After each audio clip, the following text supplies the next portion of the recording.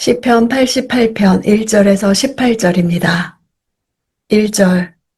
오 여호와여, 내 구원의 하나님이여, 내가 밤낮으로 주 앞에서 부르짖었습니다. 88편은 개인 탄원시입니다. 이 시는 시편 39편과 함께 욥의 시라고도 불리며 부재하신 하나님과의 대화로 가장 암울한 시편으로 알려져 있습니다.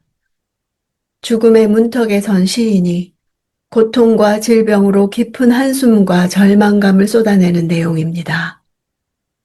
대개 탄식시는 탄식으로 시작하여 하나님에 대한 신뢰로 끝나지만 88편은 거의 처음부터 끝까지 탄식으로 되어 있습니다. 저자는 에스라 사람 헤만입니다. 에스라의 아들로 추정되며 89편의 저자 에단과는 형제가 됩니다. 시편 편집자가 의도적으로 형제의 두 시를 연결해 배열했다고 추정할 수 있습니다. 마스길이란 교훈시를 뜻합니다. 내 구원의 하나님이라 부르는 것은 이미 과거에 하나님께서 베푸시는 구원의 손길을 경험한 바가 있었다는 의미가 됩니다. 비록 지금은 부르짖어도 응답하지 않으시는 것 같은 상황이지만 그럼에도 이전의 깊은 공경에서 구원하셨던 바로 그 하나님께서 다시금 구원을 베푸시기를 바라는 간절한 마음으로 하나님을 찾고 있는 것입니다. 4절. 내가 저 아래 구덩이에 빠진 사람들처럼 여겨지고 힘없는 사람 같으며. 구덩이에 빠진 사람이라는 표현은 거의 죽게 된 자라는 뜻입니다. 여겨진다는 것은 당시 고대 근동 문화에서 죽은 자, 즉 시체는 불결한 것으로 여겨졌으며 따라서 혐오되는 대상으로 인식되었습니다. 시인이 자신이 죽은 자처럼 취급을 받는다고 표현한 것은 그가 처한 고통스러운 상황, 절망적인 상황과 더불어 사람들로부터 마치 시체처럼 불결한 자로 취급받아 소외되고 있다는 의미까지 포함하는 표현입니다. 힘없는 사람이란 본래부터 힘이 없는 사람이 아닙니다. 힘이란 단어는 우두머리, 힘센 순양, 단단한 상수리 나무를 가리키는 단어에서 유래했습니다. 한때 힘을 자랑하는 용사와 같은 자였으나 쇠약해져서 모든 힘을 상실해버린 용사를 말합니다. 5절. 죽은 사람처럼 버려져 무덤 속에 누운 사람, 곧 주의 기억에서 완전히 사라지고 주의 손에서 끊어져 버린 사람 같습니다. 버려졌다 하는 단어는 어떤 의무로부터 해방이 된 상황을 나타냅니다. 자신의 상태가 마치 모든 삶의 의무로부터 완전히 자유로워진 죽은 사람과 같다는 역설적 의미로 사용되고 있습니다. 주의 기억에서 사라진다는 것은 역으로 어떤 하나님의 은혜도 기대할 수 없으므로 상황이 호전될 가능성이 전혀 없음을 나타냅니다. 주의 손에서 끊어져 버린 사람은 하나님과의 관계나 교제가 끊어졌다는 것을 뜻합니다. 7절. 주의 진노가 무겁게 나를 짓누르고 주의 모든 파도가 나를 덮쳤습니다. 셀라. 주의 진노가 누른다는 것은 시편에서 일반적으로 죄로 말미암는 하나님의 징계로서의 질병을 나타내는 표현입니다. 파도 또한 시편에서 하나님의 진노의 상징으로 종종 사용되는 표현입니다. 인간의 힘으로 도저히 감내할 수 없는 고난이 하나님으로부터 덮쳐왔다는 것이요. 그 고난이 근본적으로 죄로부터 왔다는 것이요. 시인이 그것을 인정하고 고백하고 있는 것입니다. 8절. 내 가장 친한 친구들도 나로부터 멀리 떼어놓으셨고 그들이 나를 피하게 하셨습니다. 내가 꼭꼭 갇혀서 나갈 수가 없습니다. 가장 친한 친구들마저 멀어지고 피하게 되었다는 것은 고대 이스라엘 사회에서 나병에 걸린 사람에게나 일어난 일이었다는 점에서 시인이 나병을 앓고 있었을지도 모른다고 추정하는 이들도 있습니다. 갇혀서 나갈 수가 없다는 표현에서도 암시되고 있습니다. 9절. 내 눈이 근심과 걱정으로 신음합니다. 여호와여, 내가 날마다 주를 부르고 내 손을 주께 뻗었습니다. 히브리어로 눈은 에이니, 근심은 오니로 언어 유희를 보여주고 있습니다. 시편 저자는 하나님께 솔직하게 부르짖습니다. 그는 자신의 고통을 감추지 않습니다. 그의 기도는 고상한 것이 아니라 오히려 원망 섞인 절규입니다.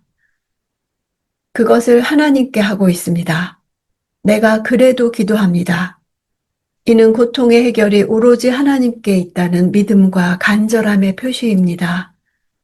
이렇게 할 때 이 기도는 응답받습니다. 10절. 죽은 사람들에게 기적을 베푸시겠습니까? 죽은 사람들이 일어나 주를 찬양하겠습니까? 셀라. 10절에서 12절은 하나님께 부르짖는 탄식조의 수사학적 질문으로 구성되어 있습니다. 이는 실제로 하나님께 답을 기대하는 질문이라기보다는 침묵하시는 하나님 때문에 몹시 화가 나 있음을 나타냅니다. 죽음의 위협에서 구원해 주시기를 열망하는 시인의 도발적인 간구의 표시며 삶의 벼랑 끝에서 하나님이 행동하시기를 촉구하는 질문입니다. 14절. 여호와여, 왜 나를 던져버리십니까? 왜 주의 얼굴을 내게서 숨기십니까? 시인은 하나님의 존재만은 의심하지 않습니다. 그분을 철저히 신뢰하는 사람들은 하나님의 침묵 속의 임재를 인식할 수 있습니다. 시편 기자가 옳은 말을 한다는 것이 아닙니다. 무례한 말들, 하나님을 모욕하는 말조차 했습니다. 하지만 그는 그것들을 하나님께 했습니다. 이것은 욥기와도 일맥상통합니다. 욥기 내내 욥은 지독한 기도들을 했습니다. 욥의 기도들은 시편 88편과 매우 비슷합니다. 욥이 한 모든 지독한 기도에도 불구하고 하나님께서는 욥이 나를 공경했다고 하셨습니다. 그 이유는 그것들이 모두 기도였기 때문입니다. 욥은 화가 나 있었고 불평하고 있었습니다. 하지만 하나님에게 화가 나 있었고 하나님에게 불평하고 있었습니다. 하나님으로부터 멀어진 적이 없습니다. 하나님에게서 결코 돌아서지 않았습니다. 그래서 결국 마지막에는 사탄이 졌습니다. 이 시편 기자도 마찬가지입니다. 18절. 주께서 내 친구들과 사랑하는 사람들을 내게서 빼앗아 가시니 어둠만이 나의 가장 가까운 친구가 됐습니다. 이 시의 마지막에 등장하는 히브리어 단어는 어둠입니다. 나의 가장 가까운 친구 어둠, 이렇게 끝나고 있습니다. 구약 성경에 나오는 대부분의 탄원시는 찬양이나 찬양 맹세로 끝을 맺습니다. 그러나 이 시는 예외적으로 감사나 찬양이 아닌 자신의 앞에 펼쳐진 어둠을 언급하며 암담한 분위기로 마무리됩니다. 시편은 사람이 경험할 수 있는 모든 상황과 조건이 묘사되어 있기 때문에 우리가 겪는 모든 조건과 관련해서 보고 배울 수 있습니다. 어떻게 기도하고 어떻게 하나님을 생각하는지 시편을 통해 배울 수 있습니다. 시편 88편 기자 헤만은 역대상 6장 33절에 나오는 그핫 자손으로 찬송하는 자입니다. 헤만은 많은 시편을 써서 시편 40편 때나 80편 때에 나와 있습니다. 오늘날까지 수많은 사람들이 헤만에게 도움을 받고 있습니다. 이 고난을 통하여 헤만은 위대한 시인이 된 것입니다. 비탄으로 끝나면서도 맞쓰길, 지혜시로 언급되는 것은 절망 속에서도 포기하지 않고 하나님을 부르고 찾는 신앙인의 모습을 보여주고 있기 때문입니다.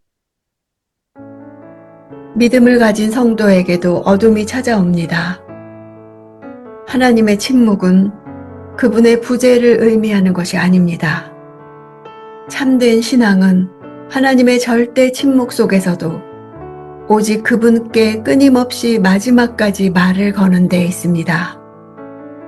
시편 기자는 마음을 다스리지도 못하고 공손하지도 않고 예의 바르지도 않고 하나님 뜻대로 하시길 구하지도 않습니다.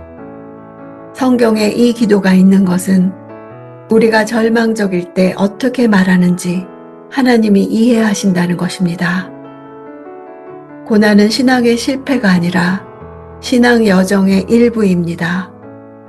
중요한 것은 바로 그 어둠 속에서 하나님을 만날 수 있다는 사실입니다.